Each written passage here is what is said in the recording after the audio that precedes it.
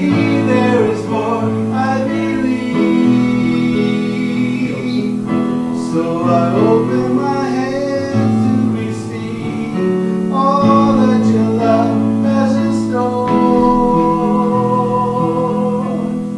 Still I believe there is more. I believe there is more. I believe. Still I open my hands to receive all that your love has in store. Lord, I believe.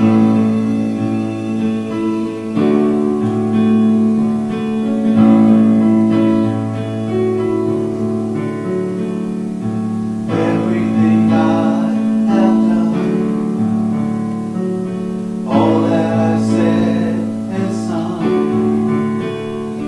lived in your glory, giving you glory. That's just the beginning. Father, I know there is more. Power to reign and restore. Miracles, wonders, blessing unnumbered, love never ending. Still I believe there is more. I believe there is more. I believe. So I open my hands to receive all that your love has in store. Still I believe there is more. I believe there is more. I believe. So I open my hands to receive all that your love has in store. Lord, I believe. Receive. Exceedingly, abundantly, more than our hearts can imagine. Love overflowing, you are restoring day after day after day. You have been good to me. You have been good to me. I haven't given so much I can't even begin to thank you. Still I believe there is more. I believe there is more. I believe. So I open my hands to receive all that your love has in store. Still I believe there is more. I believe there is more. I believe. So I open my hands to receive all that your love has in store. Lord, I believe.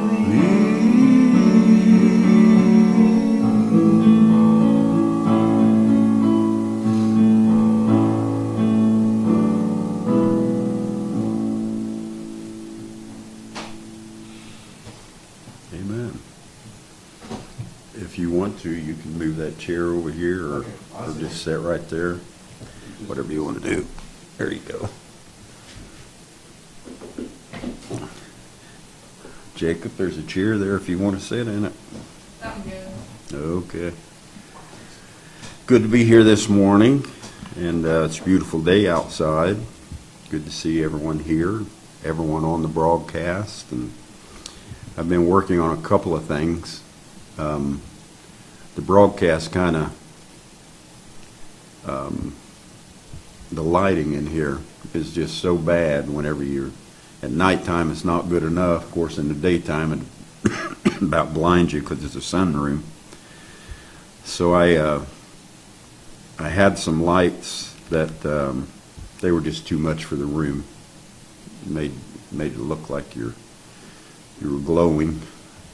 And I went and found, I was looking on YouTube and talking to some people, and they said, you should go pick up a couple of ring lights. So I looked them up, what they were, went and got those, and it seems like the lighting is a lot better than it was. So we will keep trying with those. So anyway, it's good to be here.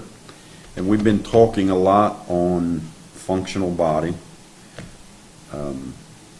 It's good to see Brother Darrell and his family back with us. It's been a while. Darrell's been having a tough time, but I've always believed he'll come out of it. I know he's still having a tough time, but he's here, so that says a whole lot. So this morning I wanted to talk on our moment in time, and stay on the same line of thought as the functional consciousness. Stay on that for a while and talk about our moment in time. There is a set time for the gospel, for the changes, for all those things, and when you're moving in a line of progression, when you're moving through a lot of processes.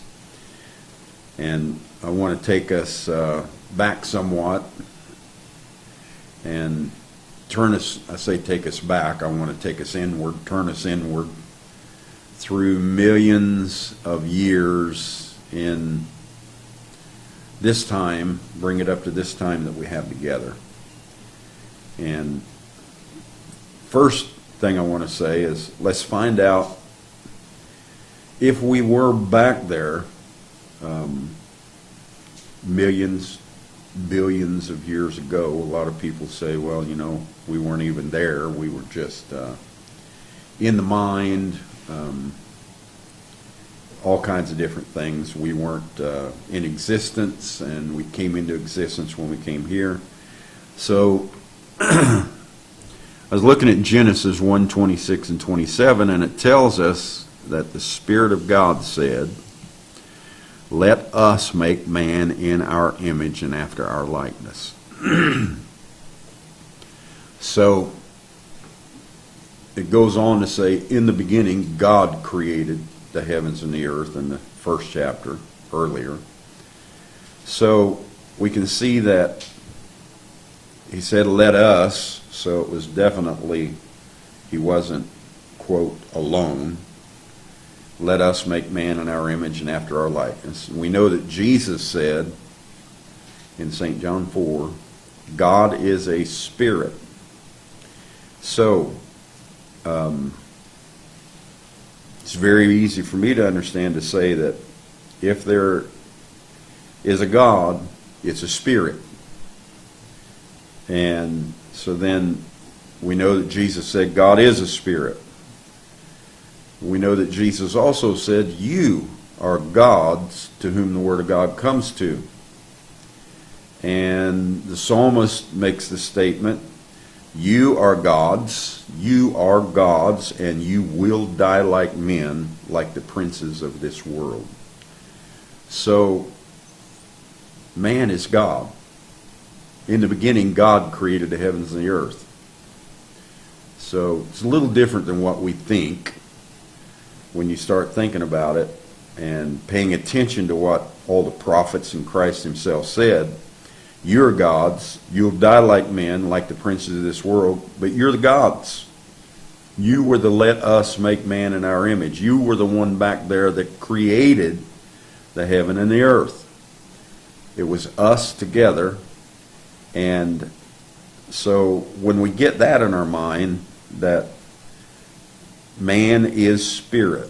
When he said, let us make man in our image and after our likeness, he wasn't talking about this human flesh. It was talking about taking our spirit, because God is a spirit. We made ourselves after an image, or we made an image after ourselves, and that image is the flesh. But we have been the God all along that's doing all of these things. And so when we understand that thoroughly, over the last few years, we've really took a look at it, that we are in fact gods. We created the heavens and the earth. We done all of these things. Then I will make this statement: you are spirit. That's why many of the prophets said he doesn't look on the flesh. We don't know one another after the flesh any longer. Why? Because you're spirit. And this flesh is an image that we created of ourselves so we could move from the unseen into the seen manifestation, where you can see it with a natural eye. So, understanding that you are spirit and you cast an image of yourself, and then you moved into it and began to live. You, the spirit, are God, and you, the flesh, is an image that you created of yourself.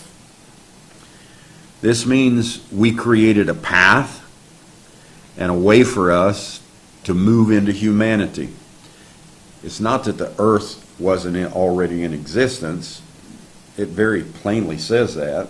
It was without form and void. It was here. It was elemental. It was in the universe, but it was without form and void, and darkness was over the face of the deep. And you, being the spirit, you created a path and a way for us to move into the earth.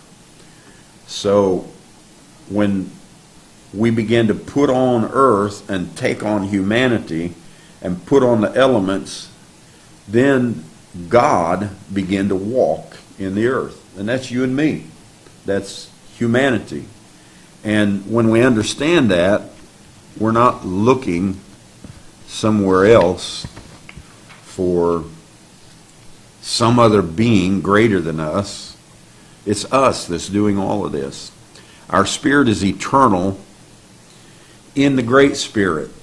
Now, it's not two different spirits, it's the same spirit. But it measures out a certain amount. It's like the ocean. You take this glass and you dip some of the ocean out. All the ingredients of the ocean are in the glass. The ocean is in the glass. But the difference is a measurement thereof. There's not as much ocean in the glass as there is in the ocean. That's the difference. It's the measurement thereof. Our spirit is eternal in the Great Spirit. And as we transformed, we moved to vibrate and form frequencies so that we could cast ourselves into and open our attributes that lay within us. So we had, as a spirit, God is spirit, man is spirit, we had in us many attributes, including the flesh. It's something that we could move through the elements, and we begin to create vibrations and frequencies in the universe of us. And as we created these vibrations and created these frequencies and done all of these things, it began to take form. And so we transformed, we moved to vibrate and form frequencies that we could cast ourselves into and open our attributes that lay within us. These elements were what you would call earth. We formed, we took on the elements, we moved it beyond void and darkness, and we began to cast ourselves or make an image of ourselves that we could move into. The elements were without form, without void. We didn't create the elements. Elements are eternal. They will always be here. They always have been here. They always will be, and they're here now. They are eternal. We didn't create them, but what we done was formed frequencies and vibrations and sounds and all sorts of things that would formulate or pull together these elements to make an image of everything that was attributes within us. So these elements were without form and void. We didn't create the elements. Rather, we guided them or used them to a vibration and frequency that pulled together the earth. And we were still in spirit. That's what we are. We always will be. We are spirit. When we understand that, we can begin to understand what we are doing with everything and how we're moving everything about and how we are forming everything. And it's not really us. It's an image and a likeness of us. We set a nature of laws within the elements. So we move the elements out of without form and darkness upon the face of the deep void. We move the elements out of that, and we created vibrations and frequencies that pulled the elements together, created the universe, created the earth, created all these things, and we're still in spirit at that time. And so when we did that, we set a nature of laws within the elements that started our descent. Descent from where? From unseen to seen. From a world of spirit, theophany, whatever you want to call it, into a world of earth. And we begin to form that earth and form the elements to take on, I forget how many thousands of elements there are now. We've always had 16 dominant major elements. But then there are so many others now that they are finding. So we did what we had to do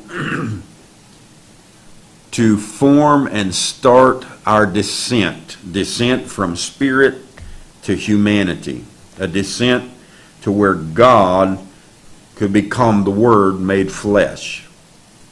And we were all still spirit. We were all there. We were all alive. We were all well. We'd done this. And what we did when we formed our descent, we moved within the elements, carried ourselves in the elements, our spirits, into elemental, remember last week, into elemental restraints, limitations, uncertainties, a loss of freedom, and a loss of understanding. The descent took us into where it brought in fear, it brought in uncertainty, it brought in less freedom, it restrained us, it began to, I guess the best way to put it, descend or download us into something that we had created, and we were going to have to live within those restraints, like four walls, like whatever it might be. If you take something, you tie your arms and hands and legs and everything up, we moved into a restraint within a human body. And in so doing, it brought on, we were then held within our own created vibration. We created the vibration and the frequencies, highs and lows and sounds and voices, and we created all of this vibration and frequencies. For what reason? To be able to look at, feel, have emotion, and understand all the attributes that were within us. We were spirit. We had many, many, many attributes, innumerable amount of attributes within us. So we've done this, but in descending, remember he said, he that ascended first descended into the heart of the earth and set the captive free.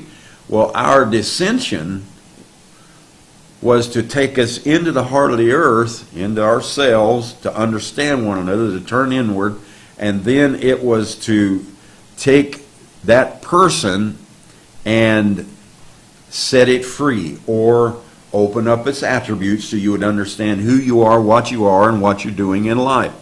So we descended into an elemental restraint, limitation, uncertainty, a loss of freedom, loss of understanding. We were then held within our own created vibrations and frequencies, acting under something in a descent, when things start going into chaos, there has to be a rule of law for a season during that descent. So we set up a rule of law, restraints on ourselves, the laws of nature, the laws of the Spirit, the Bible, all sorts of laws. We set up creeds and dogmas, and we set up all kinds of things for ourselves to restrain us and hold us inside the law. And as you remember last week, I said we've been inside this restraint, and it's like we're beating against the walls back and forth, trying to get out of this law and trying to get out of these things that we created for ourselves. So we were held within our own created vibration and frequency for a season, and it's called a descent. And this frequency acting under the rule of law for a season during that time. So we moved into the earth, talking about the earth. We then, what did we do? What did our prophet tell us we did? We brooded over the earth. We were still spirit form. We created an earth that when we decided on a portal to move into the earth, to put us into these restraints so that we would understand all of our attributes, as we were deciding to do that, we were brooding over the earth. We then brooded over the earth as theophany. We moved about the earth. The earth was our creation. It's our body. We were getting ready to step into it and take on this body. And we were brooding or moving over the earth and just feeling and emotion and all these kinds of things, and checking and looking at the attributes that would come from the earth and the theophany. And we could, for a long time, we could put it on or take it off, as simple as could be. Melchizedek. We were after the order of Melchizedek, who put a body on and talked to Abraham, took it off. Put a body on, talked to Moses, took it off. Just formed a body, came, picked up Elijah's body, took it away. Came, picked up Moses' body, took it away. Enoch's body. So the theophany was a form of spirit, and we were that spirit, and then we created an earth and a universe, and we began to form these elements into a condition where that we could have a portal to move through, or an opening or a veil to pull back and move through and step into what we created. So we could put it off, put it on as we please, spirit. However, it wasn't the image that we wanted, because we wanted an image that would express our attributes. And that still wasn't expressing our attributes. It wasn't doing what we wanted to do as theophany, just putting on and taking off flesh anytime we wanted to. And the earth, we formed it, and we formed it to be cast into our own image and likeness. We created it wasn't what we wanted yet, and we were brooding over the earth, and we created a portal into humanity. We created animals, we created the botany life, we created the birds, we created the ocean life. We created all of these lives as we brooded over the earth, day 1, day 2, day 3, day 4, 5. Not really days, but it was messages. It was us casting the attributes from us into the earth to create a paradise, so to speak, a body that we wanted to walk around in and show an image of ourselves. Let us make man in our image. So we were doing that. And we brooded over the earth. We moved in and out of it. Then we began to think about and created a portal into humanity wherein we could recast ourselves again. Not just theophany, picking up dust and putting it down and all these sorts of things, but we wanted to do something else. We created a portal into humanity wherein we could recast ourselves again into some more vibration and frequency. And this vibration and frequency would carry us all the way to the extreme of death, hell, the grave, missing the mark. Theophany couldn't do that. We created a way for us to open the attributes that were in us so we could understand ourselves. We brooded over the earth. We moved in and out of it. We created the botany. We created all these different lives, animals, and everything else. And then we created a portal into humanity wherein we could take our own intelligence. The brain is not the intelligence. Our spirit, us, is the intelligence. And we created a portal where we could take our own intelligence and put it into the image and walk around as Word made flesh. We recast ourselves again to more vibration and frequency. We were in the higher vibrations of spiritual mind and theophany, and we created carnal mind, and we created all these different things, all these different elements, everything about us. We took them, what we had, and we recast them, wherein we created a portal into humanity. We created frequencies, and this portal was an attribute within us called woman. It was the way to bring all life, all theophany into humanity. It was a way to do it. We created it. And we formed the frequency and the vibration and the woman nature. All of these things, we begin to pull it out of ourselves and we begin to put it into the earth, and we begin to take on bodies. This portal was an attribute within us called the woman nature, female. All things that come into the earth come through the feminine nature in this world that we cast ourselves into. So we made a portal, whether it was a rabbit or a squirrel or a deer or a tree or any botany life or any bird life or any ocean life, everything comes through a woman, comes through the woman nature. We created a frequency and a vibration that we could step into and begin to cast ourselves into the earth and become the image of the living God. We are the living God, and we became our own image and began to walk around in the earth. So we see how we started out, how we moved in the earth, how we walked in the earth, how we put it on and off whenever we wanted. We done all sorts of things. Then we created a portal in a way to move ourselves into the botany life, into the animal life, into all the things that we had already made. We created a vibration and a frequency to move ourselves into that. We are all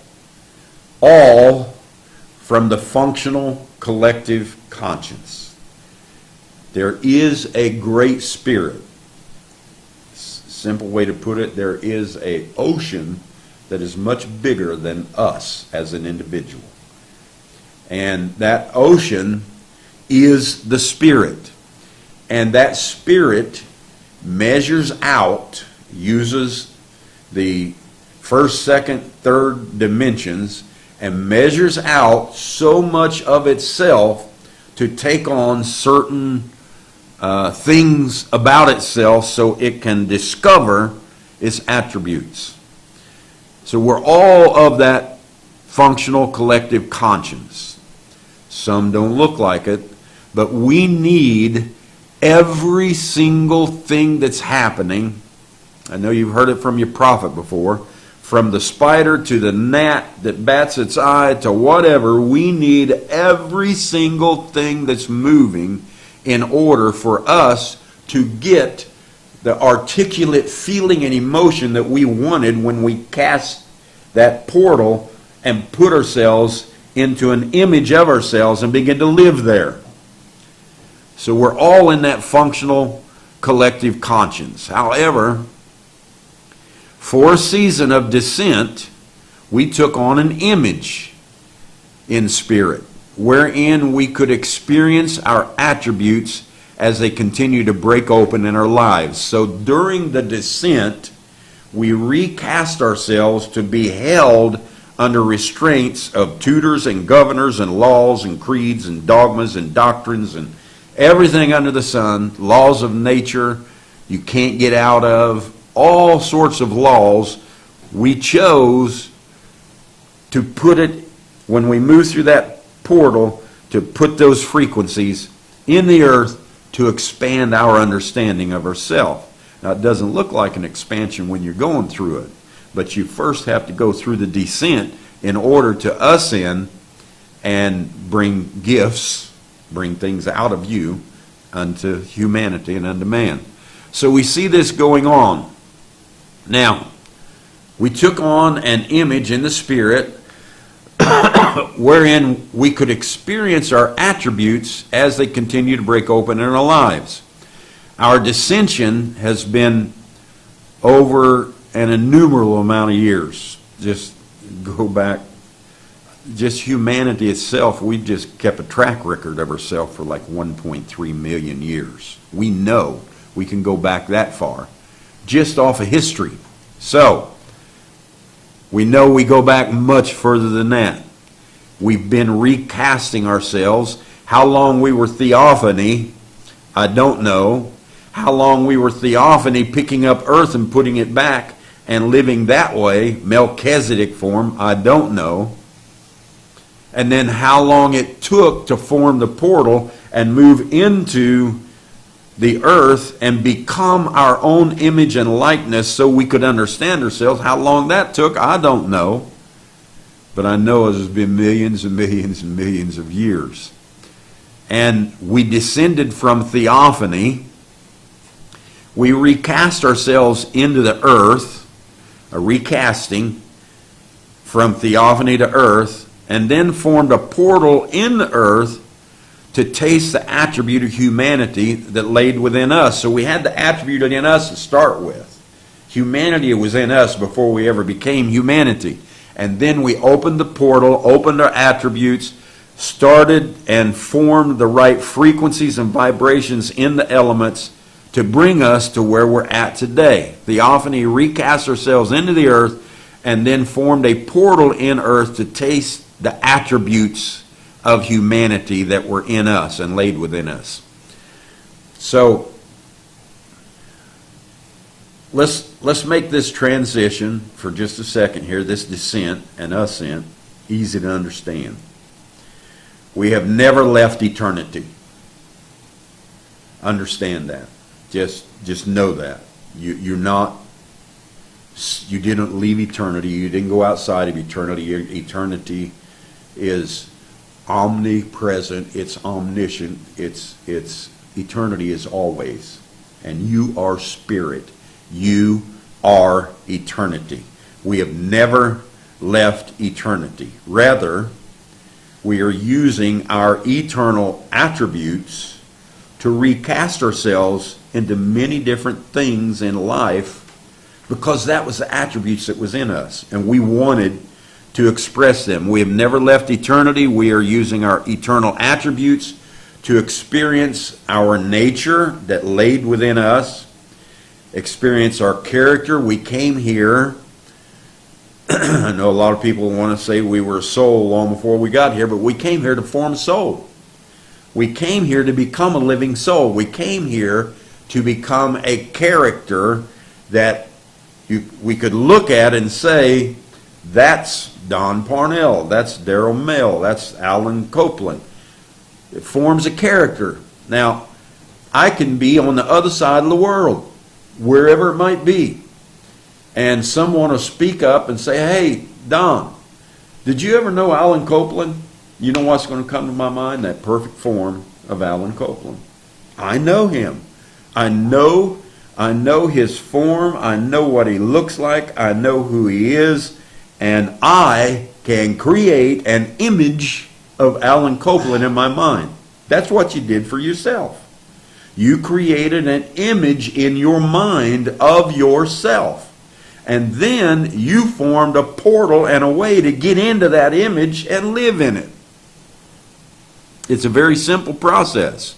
We never left eternity. We use our eternal attributes to gain our experience, our nature, our feeling, and all of these different things. The transition in spirit was this simple. Theophany, earth, humanity. That's what we did. We moved. Theophany was a conscious part of the Great Spirit, the functional collective consciousness. The theophany is a conscious part of that Great Spirit. And then laying in the theophany, in the Great Spirit, was the attribute called earth. And what did we do? We, before we ever took on humanity, the earth has been here long before humanity, we formed the earth while we were still in spirit. We, God, you and me, man, created the heavens and the earth. And then once we got the heavens and the earth created into the forms and into the elements and into all the other types of creation that we wanted in our lives, we then said, let us make man in our image, or let us move God into that humanity and walk around in the creation that we formed. So we have been forming our moment in time for millions and millions and innumerable eons of light years. Every planet that was formed, every star that was formed, every piece of sand that was formed. Abraham, look to the stars of the heaven, so shall thy seed be. Abraham, look to the sands of the sea, so shall thy seed be. What are we? We are everything. We're in everything. We live in everything. We're omniscient. We are omnipotent. We are all of these things. We are living. We are God. We are the Spirit that created this thing and these things to enjoy ourselves in. And we moved from theophany to earth, put it on, took it off, done all these things, formed everything about the earth, formed all the lives and things about the earth, brought it up through its levels, and then we formed a portal for us to move through and begin to walk into the earth. So we moved from theophany into earth, then we moved from earth into humanity. We didn't display a triune conscience. There's not a theophany conscience and then an earth conscience and then a humanities conscience and then your individual conscience. No, it's all one conscience. It's all a functional collective conscience. But what happens is when we recast ourselves into something else, or when we take a piece or a measurement of that spirit and we form it into something, then we have done what? We have put restraints, lost our freedom, went into dissent. But we do that for a reason. We do it to understand every little bitty minute detail about ourselves, because we are eternal. And so we don't leave eternity. We are eternity. But we just take a little measurement of that ocean and we look at all the attributes. And what we do is we have a conscious mind. We didn't display a triune conscience. It's not like we had three consciences. But we opened our attributes of consciousness and of the Spirit and developed ourselves into the all in all. So we had these things in us, but we didn't know who we were. We had $1 million in our pocket, but didn't know how to use it. We had all sorts of things. So we said, you know what? I want to use this $1 trillion I have. And here's how I think I can use it. And we formed a portal. We took that woman nature out of ourselves. We put it into the earth. We began to move it throughout the earth, and we formed ourselves to where we could move into our own likeness and image and live in it. So we became the all in all, or we began to understand everything about ourselves and open up these things. We became the all in all, a spirit being that knows how to transform, shape-shift into physical or spiritual or both, depending on our descent and our ascent. As we're ascending and descending, we're shape-shifting the whole time. If not, Josiah, pull a picture of yourself out and take a look at it when you were 1 month old. And then look at yourself now. If you think you're not transforming continually every day, if you think that things are not forming in you, and you think that you're not creating a new person that gets up every morning out of that bed, well, you are.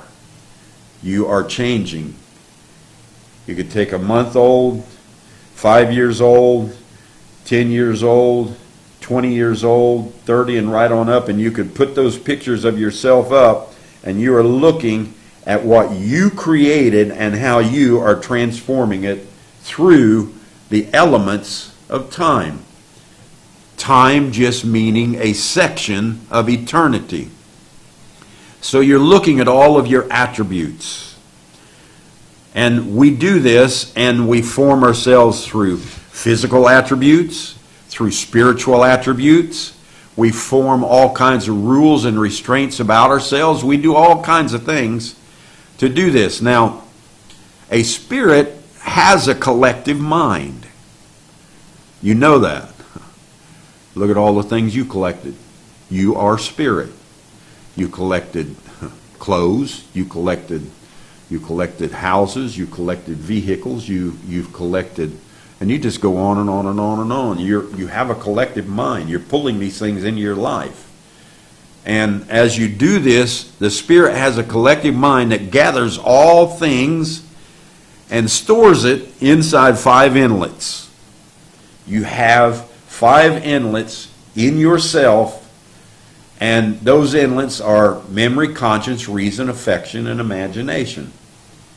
These inlets you use so that everything you collect, you begin to understand it. Whether it's the carburetor that you begin to break down and understand how that needle moves and how this moves and that, whether it's gasoline, whether it's inventions, whether it is whatever it might be, everything that you collect as a spirit in the collective mind of the individual, you try to understand it. You try to understand a house. You set up a house, you set up windows because you don't want to have to be inside 4 walls where you can't see anything. You set up furnaces, you just go on and on and on. You set everything up in a manner of your mind, how you want things created around you and how you want to live. So we have these 5 memories, and as an individual, as a little measurement of eternity, you are doing all those things so that you can have the feeling, the emotion, the understanding of yourself in this great big macro spirit. So you got a micro of yourself and a macro of yourself. Because of our restraints coming through the portal, we took a little measurement called ourself, Don Parnell, put it through the portal, dropped out through the woman nature, and when I did that, I put restraints on myself coming through the portal, through this woman nature. For years, we use these inlets to gather everything we can, our friends, our loved ones, our family, gathering them from theophany form, gathering them from all the different places around the world, and everything else that we gather from all the different lives of botany and animal, and we got animals for friends, and we eat, and everything we're doing, we're gatherers. We're pulling it all in through those 5 inlets, and we keep memories of it, conscience, reason. You eat something you like, you keep a memory of that. You know what you do? You'll go find it again. because you liked it. And you'll eat it again. And you'll say, that's good. The taste, you put that memory into your mind, and you look for that piece of cake or that piece of meat or whatever it is every time you get a chance because you liked it. And then you may put something in your mouth that you say, ugh, and you almost gag. And you know what you'll do every time you think about it? Almost gag. You'll say, man, somebody sets that on the table and you just look and say, Mom, I ain't eating that. I don't care what you say. I remember Joe a few times. He said, there's no way I'm putting that back in my mouth again. So you form everything by memory and by all of these different things, reasoning, affection, imagination, and you're gathering it all up. When we transform, okay, for years we use these inlets to store for our individual desires, what we like and dislike, and we store it for our agenda, the things we want to accomplish in life. You know, right now, the boys, what you're doing more than anything else, you're storing education. You're storing information. You're putting it all in, and you're storing the feelings of what everything is, the different things that everyone says, because you know at some point you're going to have to use all that you've stored and put away in your educational process to have jobs, create places you want to live, and families, and everything else. So when we transform from the earth, we went from theophany to earth. Now I'm talking about when we transform from the earth, pass through the portal of woman into humanity, we display three attributes that keep us in restraint during our descent. And we descend into the human spirit, into humanity, and when we descend, we grow through our infancy, through our adolescence, and into our maturity. And we are storing everything, and we are restrained. We're restrained by tutors and governors. We're restrained by parents. We're restrained by aunts and uncles. We're restrained by what we can and can't do. We're restrained by teachers. We're restrained by on and on and on, coming through our infancy all the way through until we come to maturity. We have tutors, governors, and restraints on us because that was our descent. We descended into humanity. When our maturity begins to display itself, and we're well into feeling things, having emotion, being able to go to the storehouse of inlets, pull it out, and begin to use it. When maturity begins to display itself, we are well into feeling, having emotion about the collective mind and the body of the Spirit. The collective mind being the consciousness of who you are as an individual and your natural body. This body is a body of my spirit. And I am God living in this body. And you are too.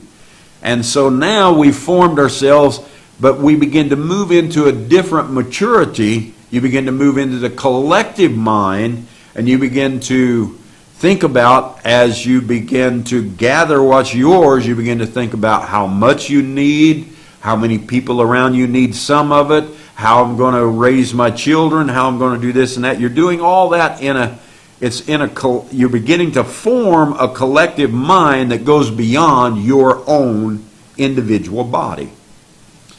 And so for a season of descent, we were departmentalized, working under rule of law, obedience, building our individual consciousness with little thought to a more excellent conscience. Now remember, I said it's only one conscience, but it's a more excellent way. It's a more excellent. It's like Paul said, you know, he said you can like all these gifts and you can do all this and that, but let me show you a more excellent way. What, was it not the Spirit doing the other things? Sure it was. Same Spirit. There is just a way to progress and become more excellent. And there's a way to progress in your conscience and become more excellent. And that is when you begin to live for others. You You begin to even look at the collective mind of yourself all the way back in theophany and laying inside the great fountain of life all the way to here, and you can begin to picture every person. You were a part of them all. They were displaying what we wanted in the earth. So we see this: for a season we were departmentalized, working under the rule of law, obedience, and building our individual consciousness with little thought to a more excellent conscience. Not a different conscience, but a more excellent conscience. The same conscience that created the law for man, the same conscience that handed Moses a law to give to the world, the same conscience that created all of those things, it was an excellent way. Paul said that. Paul said the law was an excellent thing. It was a great thing. It was an excellent way. But we have moved into a more excellent way. A more excellent way to manifest our consciousness.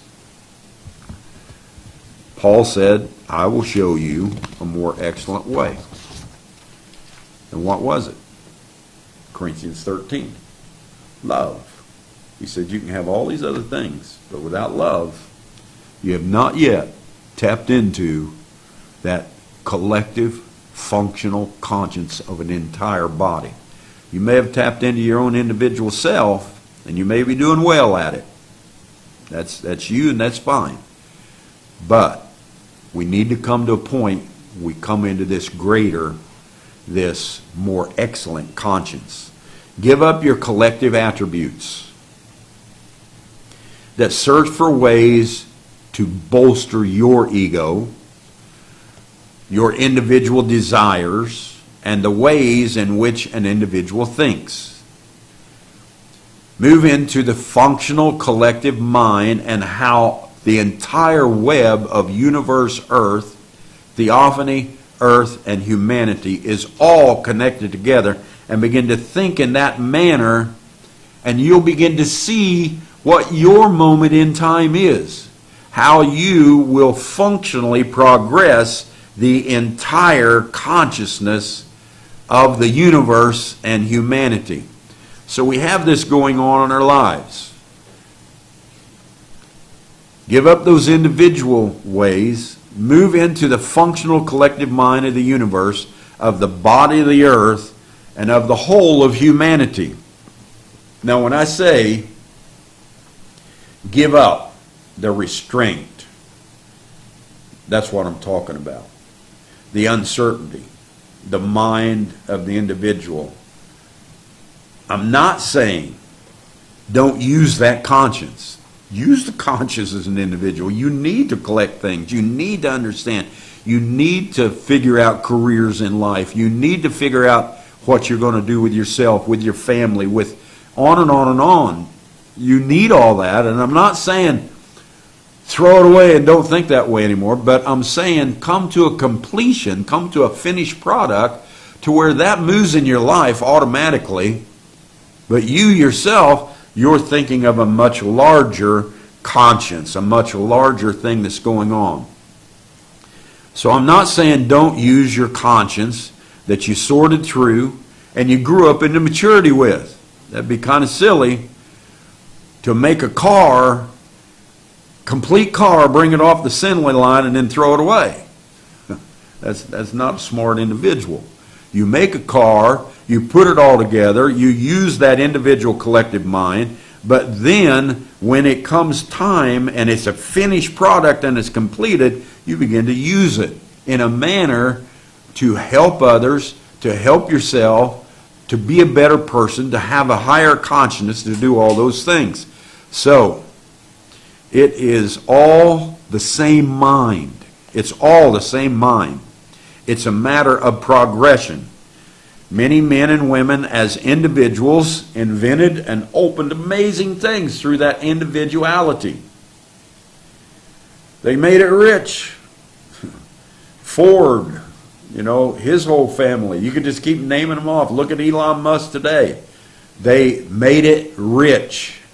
And they did that In mind, as an individual and as an ego, they were pushing themselves that way. But now you see them as you become older. Now, some don't. You got some that they just, all they can think about is themselves.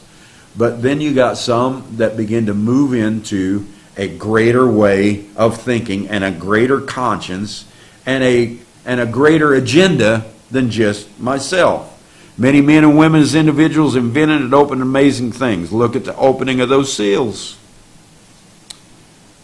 William Branham, seventh messenger, he moved out of that mind of the church ages, and he took on a greater collective consciousness at the opening of the seals. Ponder on the technology. Just look at it. Just think of yourself, this is 2022. Go back 100 years. And just think of yourself. You say, well, I'm not that old, Brother Parnell. Yes, you are. You're not thinking of yourself that way. Think of yourself as collective. All of those were me. And think of yourself coming through and look at what you've accomplished. Look at the opening of those seals, the pondering of technology and science that has come from individuals. Great, smart. You could just keep naming them off, from Tesla to Einstein to Edison and just keep naming them one after the other, and come down the other line, the spiritual line, not the science line, the spiritual line. Look at all of them. Look at the political line. Some very great men that done some wonderful things for this world through politics. So what we're talking about is get off of the individual concept of yourself and move into the collective mind of how that it's a holistic earth, a holistic body, and we're in it, and we're moving about it. What I'm saying is, give it over to a greater way of thinking for the whole of theophany, earth, and humanity. This is our moment in time. Use everything that you're capable of using. You brought yourself down through all of history, all of humanity, down from theophany into earth, brooded over the earth, created all of this beauty. Everything. You did it. You did it. Sounds, vibrations, frequencies, animals, the beauty of everything. You did it. You brought yourself all the way through. Now we come into this little moment of time where that you are going to be able to detail yourself. Don't throw all that away with your ego and everything else. Pull it up, take a good look, and say, you know what? I'm here for the greater good. Use everything that you're capable of using. Use it all for the good of the earth, for humanity. The universe is a living being. We used to be told by science, it's just elements. We know better now. It breathes, it extracts, it expands, it detracts, it breathes, it lives, there is an intelligence of the universe that moves every star, every speck, every dust, everything, and it's all connected into that web of the great consciousness, the full functional consciousness of this entire body of the universe. So we're here. This is our moment. Use it all. The universe is a living being, thriving and moving, thinking, holding all things in perfect sync and in perfect flow. And we are the universe. The earth is our present body in use. We moved out of theophany. We moved out of theophany just using the earth to where we have become the earth. And we are walking in the earth, and we are the Word made flesh. The earth is our present body in use, and it is eternal. It's not going anywhere. Let your spirit brood again. Think about this. You brooded over it when it was particles without void. Without form, void, darkness. And you, as a collective spirit, brooded over it and formed it into all this beauty from nothingness, from emptiness to the beauty of what you look at every single day. You hear the birds, you watch the rabbits, you see the flowers bust out in the spring. It's all yours in all of this beauty, and you brought it from no form and void and darkness throughout the whole thing. And you brooded over it as the Spirit, as God, and you brought it to this beauty. Now let your Spirit brood again, as it did in the earth. And you moved the earth to this beauty. And now let it brood over humanity. I can't do that, Brother Parnell. Yes, you can. You can take your mind out of the individual. You can take it out of the theophany way. You can move it past the earth way. You can move it into humanity. In the same way you brooded over the earth and brought it to beauty, you can think and love and do and act and push yourself through humanity and brood over it, and you can bring it to the beauty that it should be. Us as collective characters can do that.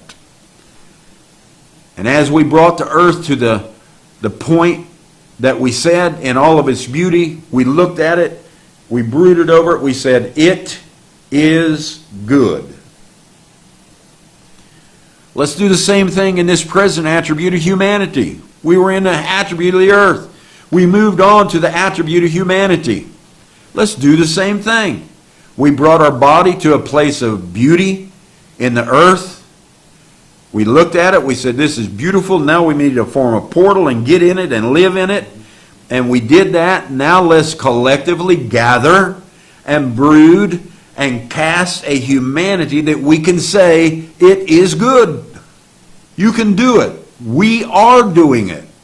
We have moved humanity through 1.3 million years, and we brought the detail of humanity, and it's moving forward and becoming greater and greater and greater all the time. We brought our body in a place of beauty in the earth form. Collectively gather and brood and cast humanity the same way you cast the earth, and say it is good. If you can't say that, you're still wrestling with the portal entry. I'm past the portal. I'm past all that. And I'm looking around,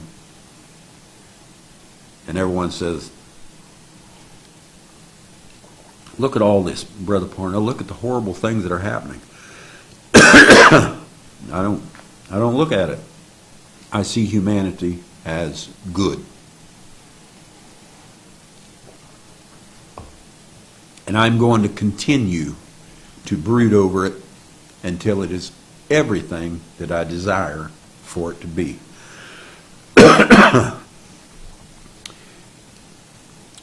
It's our moment.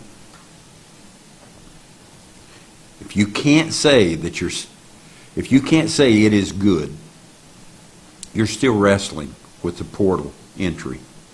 You've not yet touched the collective mind of the Spirit. You've collected a lot of things for yourself. You've collected a lot of things under that restraint and under all of those laws and tutors and governors. But you've not yet come to a collective mind to look at it all and say it is good, if you're still wrestling with whether or not it's good. Don't wrestle with it. It's our moment in time right now. We're living in a completely different age, and it is completely a new beginning. Just as it was back there in the beginning, we created the heavens and the earth. Here we are again. We're in a beginning, and in this beginning we are perfecting humanity and bringing harmony into the earth and into the universe. We're connecting the three attributes of theophany, earth, and humanity. We're bringing those three attributes of our consciousness to one now. And as we bring it to one, we're doing so with one consciousness, the collective consciousness of Christ. I like what this brother said, and I can't remember his name, but he said, from the glory of today's word, our message, I have understood, I really love this, that reading the Bible is having a conversation with our finest brothers and sisters who have changed their mix but are still here with us in a dimension, a transformation on the unseen, but they left with us things to discuss with us. I like that. When you come to that understanding, that when you enter a book, you're entering a nature of a man or a woman that lived here. And they're still alive. And they're right here. But you are having a relationship and a conversation with that person. This is moving to the vibration and frequency of a collective conscience. I can work with the conscience of Moses. I can work with the conscience of Elijah. I can talk and accept and read the things that they left me and also feel their spirit, although it's unseen. I can do all those things, and it moves me into a collective consciousness. It spans across eternity and is omnipotent, omnipresent, omniscient in all dimensions. Step into this mind and forget about it's just you trying to get a little education, and think more about this is the whole collective consciousness of the Spirit, and I'm able to communicate with somebody that lived 6,000 years ago. And I'm able to communicate with somebody. I'm able to communicate with men that formed the United States of America. I'm able to communicate with the prophets of Israel. I'm able to do all these things. Get out of your little individual measurement and get into the greater, the more excellent conscience. Step into this mind and you have the ability and the availability of all who have ever walked on the face of the earth or ever will. You have the ability of dealing and have the ability and the availability of talking with them every day.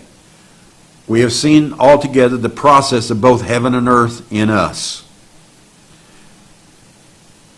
Jesus was son of the morning, Revelations 22:16. And also Lucifer was son of the morning, Isaiah 14:12. We are being recast, becoming a Lucifer process in our mother's womb. That's what happened to us in darkness. And then we broke out of the mother's womb and destroyed the world of darkness and become a living soul, and humanity began to develop our soul. So we went through the descent, came all the way here, put ourselves in restraints to understand ourselves. And as we begin to sense the frequency of the age, you begin to come to the greater consciousness, not just your ego, not just your little measurement, but come to the greater consciousness. You begin to sense the frequency of the age. We fully regained our knowledge, our logic, and our understanding back to its original position. And by unlearning all the things that beset us to establish the message of love divine in the earth. That's what we're doing now. It's our moment in time. It wasn't their moment in time to establish love divine in the earth. They established justification in Luther. They established sanctification in Wesley. They established the law in Moses. You could go on and on. That was their establishing. That was their availability. That was who they were. That was our part of the consciousness at that time. But now is our moment in time to establish love divine, to establish holistic, to establish and understand that light and darkness are not two different things. They are one thing working together to bring out a full consciousness in a holistic being. So we see this. As we begin to sense that frequency, the descending and ascending process of growth lives within us the very life and death of humanity. We are destroying the old heaven and earth, but our words still remain. That's right. We're stepping out of the old consciousness, but it's the same consciousness. It still remains. It's still here, and we can use it in every way that we want, but we have a greater way of using it also. We're destroying the old heaven and earth, but our words still remain the same, filling the universal act of oneness through humanity, through consciousness. We are the life and death messenger, and we are. Joshua was a life messenger to Rahab, but he was a death messenger to Jericho. Moses was a life messenger to Israel, but he was a death messenger to Egypt. You could go on and on and on with this concept. We are the life and death messenger, maturing the endless cycle of growth in humanity. How great you are through Christ that lives within us. That was Brother Tiano. This is the holistic collective consciousness. That's what we're talking about. We never used it before because we always separated everything out. We didn't want anything to do with the world. We didn't want anything to do with, we wanted to separate ourselves from anyone displaying worldliness. Someone wore their clothes the way we didn't think they should, and we've done this, and we'd separate, we'd split, do all kinds of things. But now we've come to a holistic consciousness working in us. We recognize that we are all things, and we have come to the ability in spirit to transform our processes into experiences. So we found a way, the availability and the ability to transform all of our attributes and our processes and everything that was laying in us as God. We found a way to display it in an image and likeness of ourself. The greatest battle, sorting out things. This is Brother Felix Huey. The greatest battle, sorting out things, and it is. There is your carnal and your theophany, that those two attributes of your very consciousness, trying to sort things out.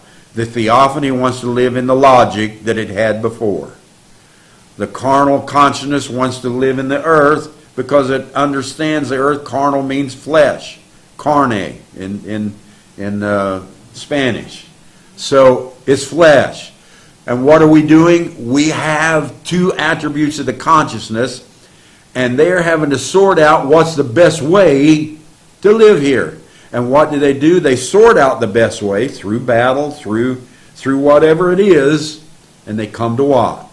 A spiritual mind. They come to a way that they can live best right here in the earth, live inside the consciousness and understanding of the collective functionality of the body, and live here and enjoy it. And if you can't live here and enjoy it, then start putting your mind towards that goal, that understanding, that all of this is to live long, prosper, and enjoy. The greatest battle, sorting out things. It's the greatest battle ever fought between our carnal mind, fifth dimension, and our thinking, the logic mind, sixth dimension. The outcome, that battle is our spiritual mind. The outcome of that battle is our spiritual mind. We sort through it, and then we come to a spiritual consciousness. This is how it works. Listen to me. You need to find the way things work for you.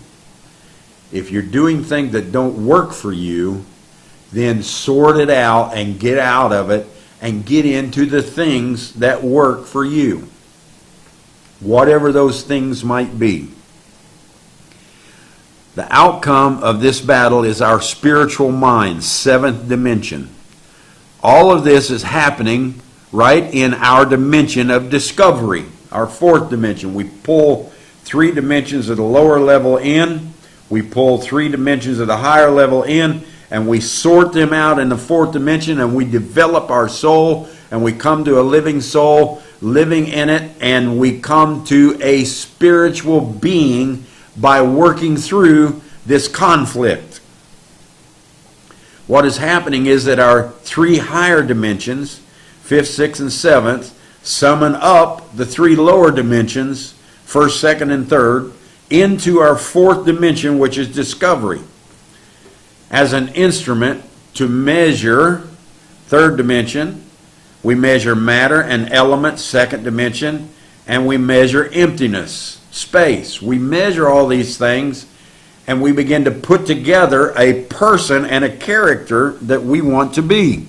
That's what we're doing every day of our lives, using all these dimensions. It's all about how we sort out things, come to growth, come to a spiritual mind, and figure out in this earth, as God, how do things work for us? That's what this is about. It's all about how we sort them out. This is bringing together our moment in time collectively. What are we sorting out now? Solomon, I think, said it in one of his Ecclesiastes, or one of them, Proverbs. He said that I once was young and now I'm old, and I have found this one thing: serve God and do His commandments. It's a pretty simple process for the wisest man on earth. Serve God and do His commandments. Now, I know what a lot of you did. You immediately looked out there and said, yes, God, I'll serve you. Who in the world is God? It's us. Serve one another, and the laws and the natures of humanity, follow after them, and you will find that things work for you in life. When you butt up against those things, you'll find things don't work for you in life. This is bringing us together. Life and death together. The earth continually gives us a message of death and life, past and present. Jesus said, I am the resurrection. My earth is my resurrection. He was in His resurrection. I'm in mine. My earth is my resurrection. This is a new day, and I'm not looking for a body to resurrect out of the grave, or a resurrection of a body 2,000 years ago. I'm not trying to live in that. It happened, and we took part in that, but now we are in our time, in our moment in time of resurrection. I was 9 months buried in my mother's womb. The door rolled open, and I walked out to use continually in my consciousness. Today I see attributes rising out of me.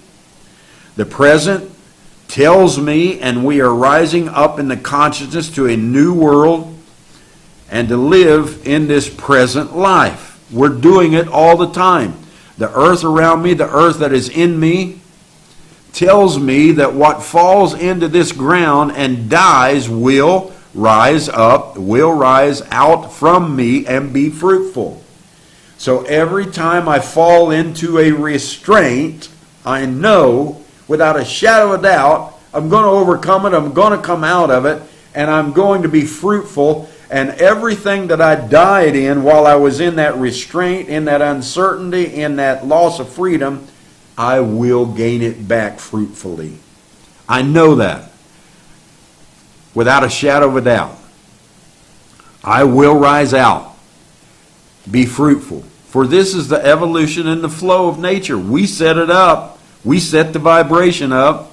Look at the flowers. Look at the daisy. Look at the daffodils. Look at the leaves coming back on the trees now. Look at the grass coming out and it's green where it was brown. Look at everything. What is this that's going on? We created it, vibrations and frequencies of life in our body for us to enjoy, smell, see, taste, feel, hear, and load it into our very consciousness, our 5 inlets, and enjoy life. We are rising up. Today, we raise up. My constant conscience is a change of life. We're raising up. Today, my life begins. Pastor Joe.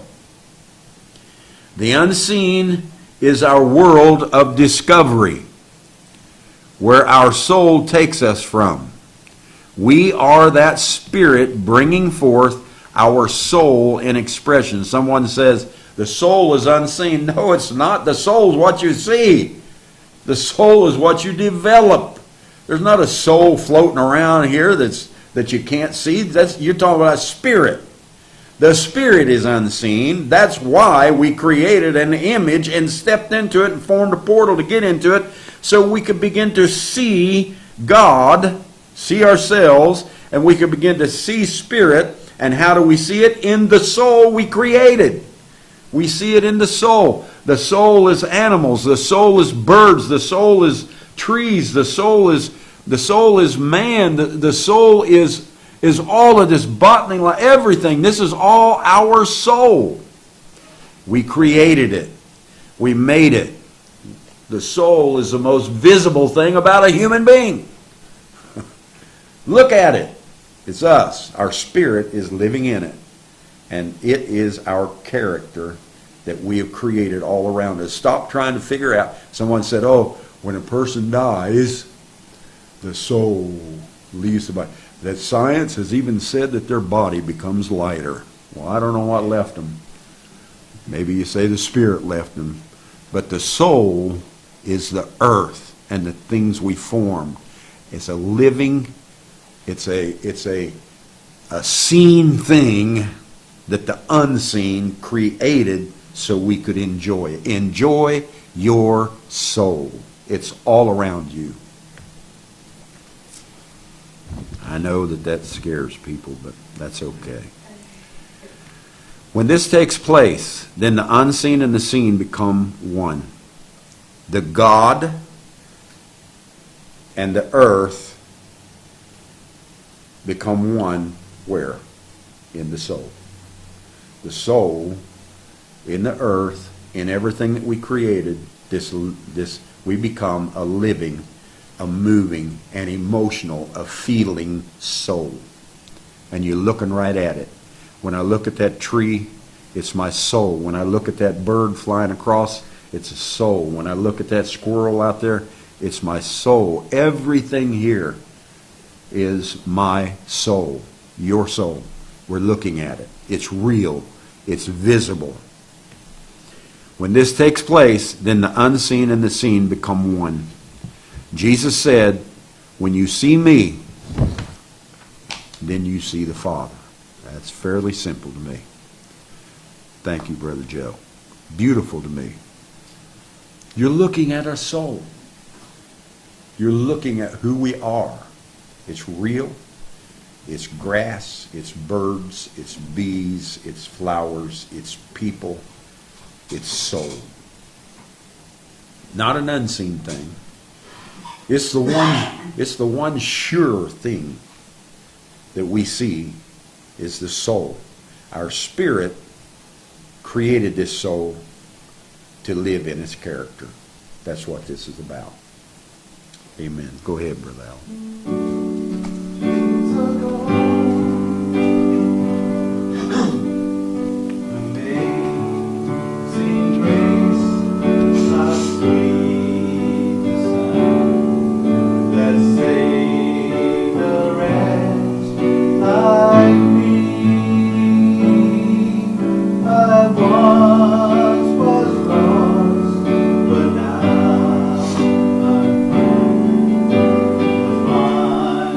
But now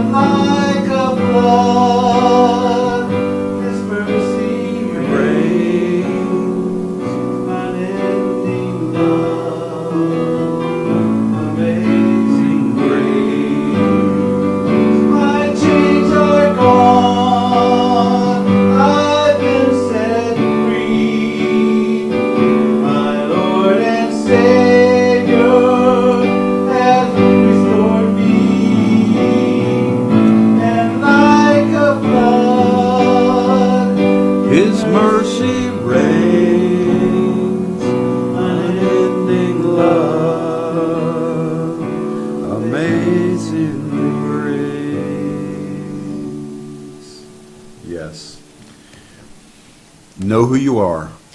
Reach out. Take those things within you and let it develop you and make you the soul that you always wanted to be. Amen.